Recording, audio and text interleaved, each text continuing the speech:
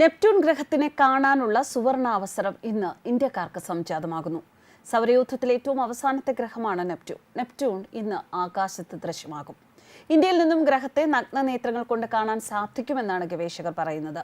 സൗരയൂഥത്തിലെ 8ാമത്തെ ഗ്രഹമാണ് നെപ്റ്റ്യൂൺ. ഭൂമിക്ക് അഭിമുഖമായി നെപ്റ്റ്യൂൺ എത്തുന്നതോടെയാണ് ഈ ഗ്രഹത്തെ ആകാശത്ത് കാണാൻ സാധിക്കുക. പച്ച കലർന്ന നീല നിറമായിരിക്കും ഗ്രഹത്തിന്. സൂര്യനിൽ നിന്നും വളരെ അകലെ ആയതിനാൽ മഞ്ഞിനാൽ മൂടപ്പെട്ട് കിടക്കുകയാണ് നെപ്റ്റ്യൂൺ. അതുകൊണ്ടാണ് പച്ച കലർന്ന നീല നിറത്തിൽ കാണപ്പെടുക. ആകാശത്തിൽ നെപ്റ്റ്യൂൺ ദൃശ്യമാകുന്ന സാഹചര്യത്തിൽ വലിയ ആകാംക്ഷയിലാണ് ഇപ്പോൾ ഗവേഷകർ. ഇന്ന് രാത്രി സൂര്യൻ, ഭൂമി, നെപ്റ്റ്യൂൺ എന്ന തരത്തിലായിരിക്കും ഗ്രഹവിന്യാസം. ഭൂമിക്ക് ഏറ്റവും അടുത്തായിട്ടായിരിക്കും നെപ്റ്റ്യൂണിന്റെ സ്ഥാനം. അതുകൊണ്ടാണ് നെപ്റ്റ്യൂൺ ഭൂമിയിലുള്ളവർക്ക് ദൃശ്യമാകുന്നത്. കിഴക്ക് ഭാഗത്തായിരിക്കും ഗ്രഹത്തെ കാണാൻ സാധിക്കുക എന്നാണ് വിവരം. വർഷത്തിൽ ഒരിക്കൽ മാത്രമാണ് ഈ പ്രതിഭാസം സംഭവിക്കാറുള്ളത്.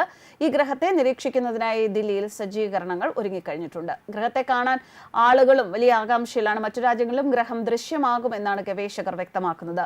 വാന നിരീക്ഷണത്താൽ കണ്ടെത്തിയ ഗ്രഹങ്ങളിൽ നിന്നും വ്യത്യസ്തമായി വെറും പേനയും കടലാസും ഉപയോഗിച്ച് കണക്കുകൂട്ടലുകളിലൂടെ കണ്ടെത്തിയ ഗ്രഹമാണ് നെപ്റ്റ്യൂൺ. ആ ചരിത്രത്തിലേക്ക് പോയാൽ നെപ്റ്റ്യൂണിന്റെ കണ്ടെത്തൽ സൈദ്ധാന്തിക ഭൗതിക ശാസ്ത്രലോകത്തിലെ രോമാഞ്ചമുണർത്തുന്ന കഥയായി എന്നും നിലനിൽക്കുകയാണ്. സെപ്റ്റംബർ 23, 1846 ഒരു വൈകുന്നേരം ബെർലിൻ വാന നിരീക്ഷണാലയത്തിൽ ഗോത്ഫ്രീഡ് ഗാലും വിദ്യാർത്ഥി ലൂയി ദാരസ്തും തങ്ങളുടെ ടെലസ്കോപ്പ് ഒരു നിശ്ചിത ദിശയിലേക്ക് തിരിച്ച് കാത്തിരിക്കുകയാണ്. ഒരു പുതിയ ഗ്രഹത്തെ ആ സായാഹ്നം കഴിയും മുൻപ് യുറാനസിന് അപ്പുറത്തെ പുതിയ ഗ്രഹത്തിന്റെ സാന്നിധ്യം അങ്ങനെയാണ് സാധൂകരിക്കപ്പെടുന്നത്.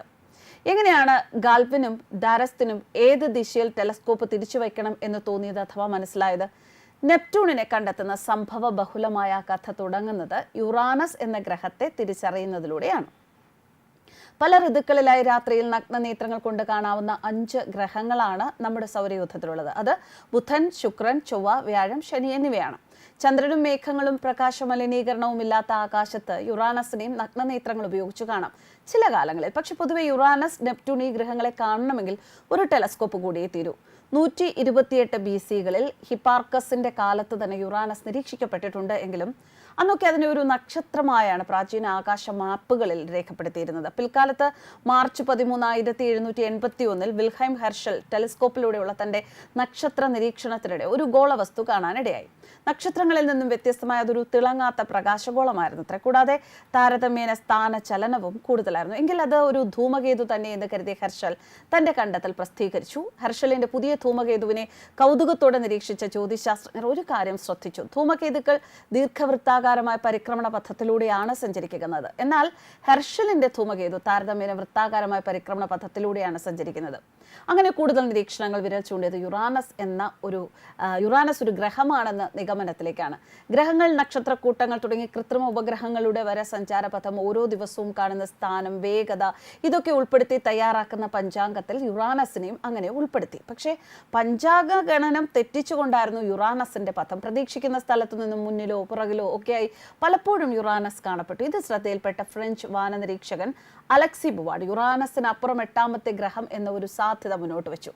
ആ 8ാമത്തെ ഗ്രഹത്തിന്റെ ഗുരുത്വാകർഷണ സ്വാധീനമാവണം യുറാനസിന്റെ പരിക്രമണ പഥത്തിലെ ആ ഒരു വേരിയേഷന്, ആ ഒരു ഉലച്ചിലിന് കാരണമെന്ന് അദ്ദേഹം തീരുമാനിച്ചു.